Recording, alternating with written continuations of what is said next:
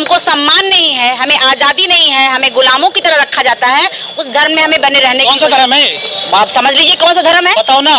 आपको नहीं पता है कौन सा धर्म है? बताने डर रहे हो शायद। अरे हिंदू धर्म है, लो आप बताओ। हिंदू धर्म है और क्यों नहीं है? सनातन धर्म बताते हैं। सनातन नहीं है, कहाँ है? उसको तो हिंदू बोलते हैं। हिंदू आप लोग बोलते हैं, किसी भी व्यक्ति से पूछा जाता है कि आप किस धर्म में, तो बोलते हैं मैं हिंदू हूँ। कभी किसी ने कहा कि हम सनातन धर्म में है? सभी लोग हिंदू धर्म बोलते हैं। क्या मंदिर से क्या मिलेगा? कुछ लोग जो है वहाँ पर अपने धंधा करेंगे, बाकी सब वहाँ जाके पैसा देंगे।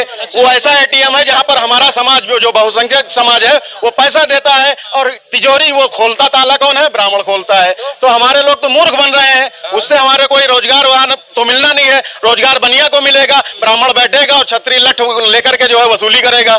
तो ये उनका धंधा है, इसको समझ लीजिए। वो धर्म नहीं, एक धंधा है, और जिसमें हमारा समाज भी पढ़ा लिखा भी बहुत अंधा है। तो जब तक वो उसकी आंखें नहीं खुलेंगी तब तक जो है परिवर्तन नहीं आएगा।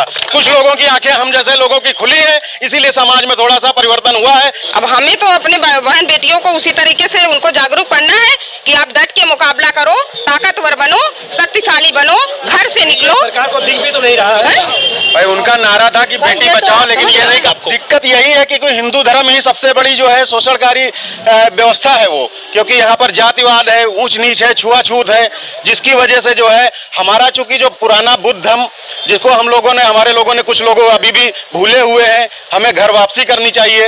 अभी जैसे ये धर्म परिवर्तन हुआ आपके दिल्ली में, लेकिन कुछ लोग कहते हैं कि यदि बौद्ध बन जाएंगे तो आरक्षण नहीं मिलेगा, नौकरी नहीं मिलेगी। ऐसा कुछ भी नहीं है, ऐसा कोई प्रावधान नहीं है। उसमें प्रावधान है कि अगर आप बौद्ध या सिख बनते तब भी आपका आरक्षण सुरक्षित रहेगा। ये पहले से ही बाबा साहब भी जानते थे, उनकी सोच हजारों साल आगे की थी, उन्होंने ये व्यवस्था पहले से ही कर दी थी। 5 अक्टूबर को दिल्ली में बड़े पैमाने पर लोग बौद्ध बने हैं, लेकिन राजेंद्र पाल गौतम जो कैबिनेट मंत्री है दिल्ली के, उन पे आरोप लगा कि समाज को तोड़ने का काम कर रहे हैं। नहीं, ऐसा कुछ नहीं है। हम अपने समाज को इकट्ठा कर रहे हैं, हम तोड़ रहे हैं। अरे वो उन्होंने तोड़ा है 4 वर्णों में, और जिसमें ब्राह्मण, क्षत्रिय, वैश्य और 3 लोगों को जो है सारे अधिकार दिए गए, और शूद्र आज भी अपने अधिकार के लिए तरस रहा है। तो जब तक शूद्र वर्ग, जिसमें SC, ST, OBC और कन्वर्टेड माइनॉरिटीज भी आता है, वो जिस दिन अपने मूल धर्म की ओर लौटेगा, ये देश जो है बिल्कुल एक अलग तरीके से आगे बढ़ेगा, जिसमें जिसके भी हक अधिकार है वो सारे मिलेंगे। और अगर जब तक वो नहीं केवल हिंदू धर्म की पूंछ पकड़े हुए हैं तो शूद्र में ही रहेगा और हमेशा लात खाएगा।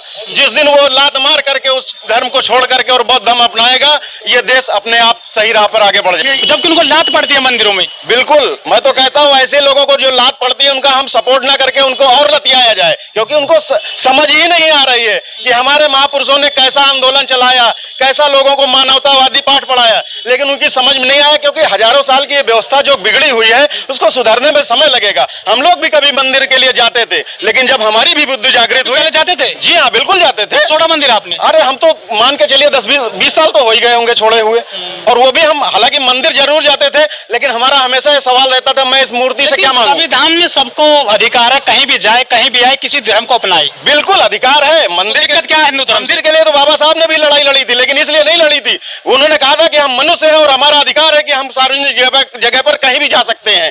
इसमें किसी का जो है ठप्पा नहीं लगा है। लेकिन हिंदू धर्म जो है व्यवस्था ऐसी है, वर्णवादी व्यवस्था, जो हमेशा अछूतों से, शूद्रों से नफरत करती है। लेकिन हिंदू धर्म को जो है मजबूत किया जा रहा है, और जो हिंदू राष्ट्र बन रहा है देश में, तो मजबूत नहीं है। दरअसल वो लालच देता है, टुकड़े फेंकता है। क्योंकि हमारा समाज गरीब है, पिछड़ा हुआ है, और जब उसको खाने को नहीं है, जब उसको खाने को मिलेगा, अनाज दे रही है, फिर आपको उसी का गाता है। अनाज दे रही सरकार। जी हाँ, उसी अनाज की वजह से थोड़ा सा जो हमारे लोग भटक गए हैं। हमारा भारतीय समन्वय संगठन लक्ष्य जाता है, समाज को जगाता है कि आप समझो कब तक उस व्यवस्था में पड़े रहोगे जहां लतियाए जाते हो, गरियाए जाते हो और हमेशा जो है शोषित किए जाते हो। अब तो जाग जाओ।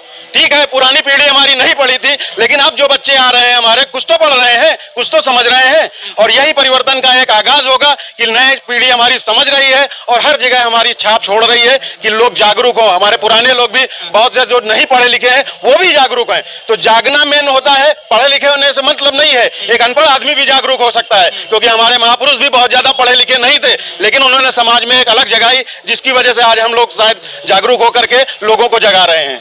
लेकिन लोग सार्वजनिक मंच पर तो कह देते हैं कि हम जो धर्म बौद्धिस्ट हैं, लेकिन घर में उनके तो मूर्ति रखी मिलती है अभी भी। अरे कुछ लोग कह तो रहा हूं कि दो तरफा अभी चल रहे हैं, और उस दो तरफा को छोड़ना होगा। हमें सिर्फ बुद्ध धर्म अपनाना होगा, जहां पर मानवता है, समता है, एक दूसरे के साथ बराबरी है। अस्सलाम वालेकुम दोस्तों, इस वीडियो पे हमने देखा कितने सारे लोग, मर्द औरत जितने भी हैं, और काफी तादाद में है, उन्होंने हिंदुइज्म छोड़ दिया और उनसे सवाल पूछा कि भाई आप क्यों छोड़ रहे हैं, तो सीधा सीधी उन्होंने बताया कि हिंदुइज्म में इक्वालिटी नहीं है, क्योंकि उसमें ऊंच नीच है ना, ये सब है, छूत अछूत बहुत चीजें हैं, जिसकी वजह से जो है वो गरीब के ऊपर में अत्याचार हो जाता है, जिसकी वजह से इक्वालिटी नहीं मिल पाती है। इस वजह से जो है वो हिंदू धर्म छोड़ रहे हैं और जो है उन्होंने बुद्धिज्म को मतलब अपना रहे हैं, ये इन्होंने इनकी मांग है और ये जो है वो सारे लोग जो है वो इसमें जो है वो जाने को तैयार है। बाकी दोस्तों इस वीडियो के बारे में आप क्या राय रखते हैं, अपनी कीमती राय हमारे कमेंट बॉक्स में जरूर शेयर करें और इस वीडियो को तमाम भाइयों तक जरूर शेयर करें ताकि उन तक भी हक और सच की बात पहुंच सके। और दोस्तों चैनल पे लाइक एंड सब्सक्राइब करना ना भूलें। हम आपसे अगली वीडियो में फिर मिलते हैं, अपना ध्यान रखें।